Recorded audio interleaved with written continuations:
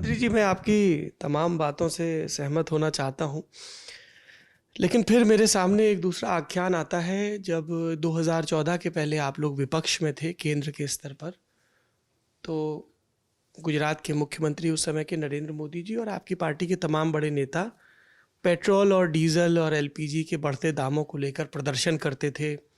एक बड़ा कैची स्लोगन था। अभी देखिए, आईपीएल शुरू हुआ है। 2014 के आईपीएल में ब्रेक के दौरान वो आता था, बहुत हुई महंगाई की मार, अब की बार मोदी सरकार, इस तरह के आते थे। कमेंटेटर्स का ये पूछना है कि जब आपने सीधे सीधे इंटरनेशनल प्राइस के साथ कनेक्ट कर दिया और जब इंटरनेशनल प्राइस क्रूड ऑयल का घटा तो आपने टैक्सेशन बढ़ा दिया ताकि उतना ही रहे। ऐसा नहीं कि आपने रेट बढ़ा दिया, तो तब तो आपने खूब कमा लिया। अब जब इंटरनेशनल प्राइस बढ़ रहा है तो उस परिमाण में आपने टैक्सेशन नहीं घटाया और इस वजह से पेट्रोल के, डीजल के दाम जो एक 50, 60, 70 के स्लैब में रहते थे वो 80 और 90 के स्लैब में चले गए हैं। तो या तो सरकार ये कहे कि भाई ये हमारे लिए सबसे बड़ा वित्तीय सोर्स है, इसलिए आपको महंगाई का वार यहाँ पर झेलना पड़ेगा, क्योंकि जब डीजल का दाम बढ़ता है तो वो सिर्फ वो खेती पे भी दिखता है, आपको सिंचाई करनी है वहाँ भी दिख रहा है, वो आपकी सब्जियों के ट्रांसपोर्टेशन में भी दिख रहा है, वो कई जगह रिफ्लेक्ट होता है। सौरभ जी, मैं अर्थशास्त्री नहीं हूँ, मैं पढ़ाई भी नहीं किया, मैं तो समाजशास्त्र का विद्यार्थी हूँ। लेकिन जितना अर्थनीति की सामान्य ज्ञान मैंने रखा है, महंगाई की मार मुद्रास्फीति से जुड़ती है। और मैं जिम्मेदारी के साथ कहना चाहूँगा, इन दिनों में पिछले कई दशकों की तुलना अगर आप करोगे तो इस प्रकार की चैलेंजिंग पीरियड में भी इन्फ्लेशन, मुद्रास्फीति एकदम नियंत्रण में है। ठीक है, प्राइस 80 रुपया हो गया है, 90 रुपया की रेंज पे चला गया, उसमें से दो मत नहीं है। लेकिन जो मूल विषय, उसके आउटपुट, अगर महंगाई, दाम बढ़ता है तो मुद्रास्फीति बढ़ती, महंगाई का बोझ आता है। जो अर्थनीतिज्ञ, विशेषज्ञ तथ्य दिखाते वैसा दिखती नहीं है। एक दूसरी, हमने उसको स्वीकार किया है। मैंने, आपने जो कहा कि क्या ये आपका टैक्स विकास के कामों के लिए सरकार के एक वित्तीय सोर्स है? हाँ ही है। हमने तो आपको कहा ही है कि 35,000 करोड़ रुपया के टीका के ऊपर खर्चा हमको पहले कभी नहीं था, अभी करना पड़ रहा है। निजी निवेश, प्राइवेट सेक्टर की इन्वेस्टमेंट घट गया है।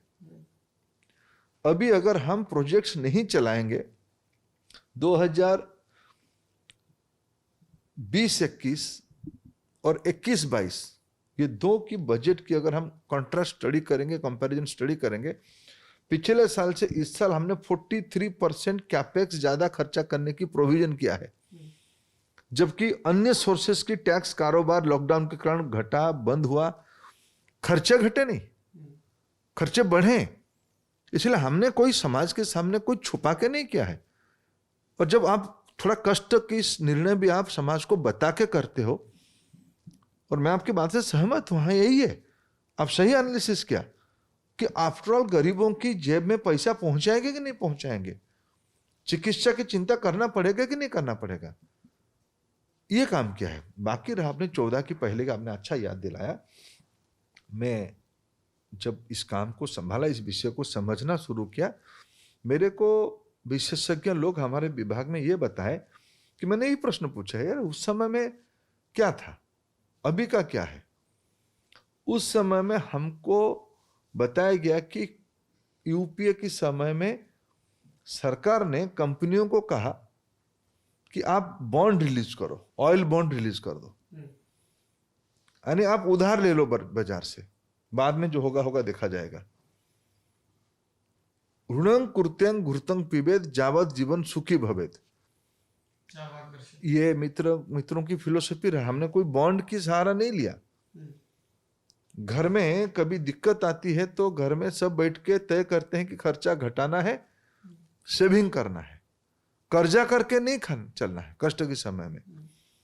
उनको पता था 2010-11 के बाद उनको पता था कि सत्ता में आने का कोई संभावना ही नहीं, जिस प्रकार की देश की मिजाज बन गया है। इसीलिए उन्होंने ऑयल बॉन्ड की बोझ कंपनियों पे छोड़ के गया, जिसकी खर्चा सालाना कंपनियों को अभी भी करना पड़ रहा है। इसलिए यह नहीं है कि वो कैसे संभाले थे, आप कैसे नहीं संभाल पा रहे हो, वो झूठ बोले थे, दिवालिया करके गए थे। हमने झूठ नहीं बोला, हमने इन्फ्लेशन को संभाले रखा, कोई बोझ एडिशनल नहीं किया, टैक्स थोड़ा लिया, विकास के काम के लिया। अभी ऑयल बॉन्ड पर क्या स्थिति है इन कंपनियों की? हम उनकी बोझ को इंटरेस्ट दे रहे, हर एक साल इंटरेस्ट दे रहे, हजारों करोड़ रुपए की इंटरेस्ट देना पड़ रहा है हमको।